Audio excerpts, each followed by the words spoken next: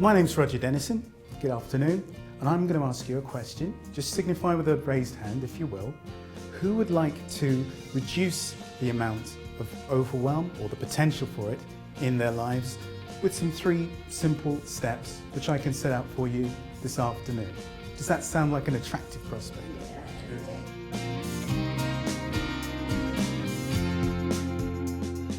How many of you, this is another hands in the air bit, have heard about that principle of producing more with less, the drive to achieve better results, high quality results with less resource?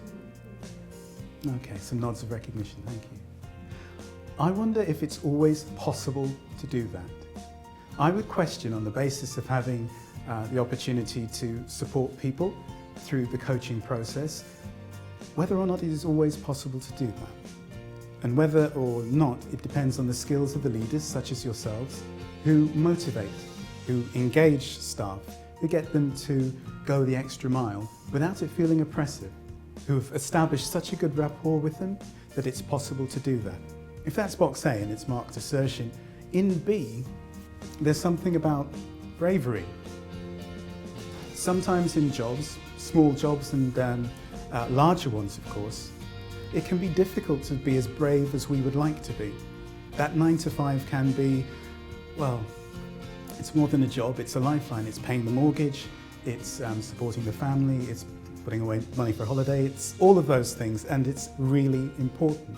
And if the boss is somehow not approachable, not empathic or what have you, it can be difficult to have that conversation which is about, well, I know you appreciate me doing this particular role, but I see myself in 6 or 10 or 12 months' time doing something else. And I'd like to know how I can start working towards that, because that might run precisely counter what the boss would like to see you doing in that period of time. Which brings us to box number 3, or box C even, which is about confidence and communication and the way you show up and are present.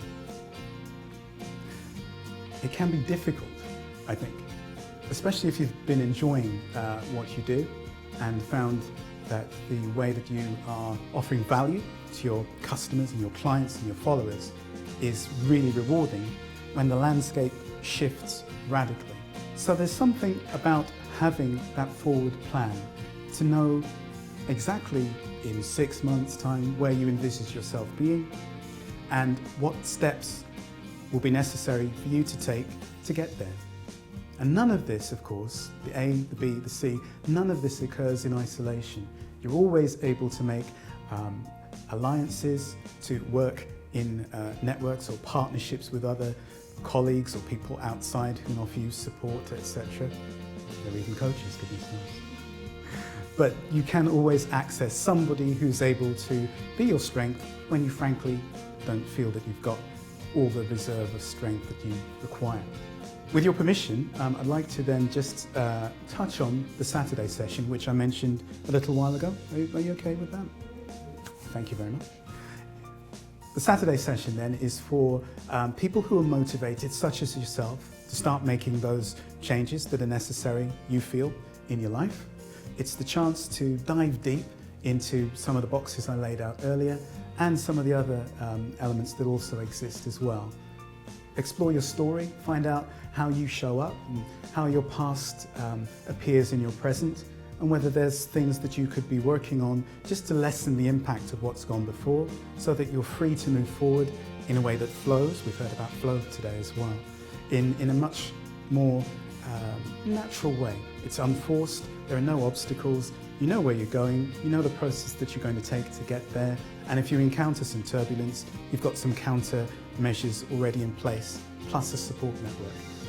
That's the value of the Saturday sessions.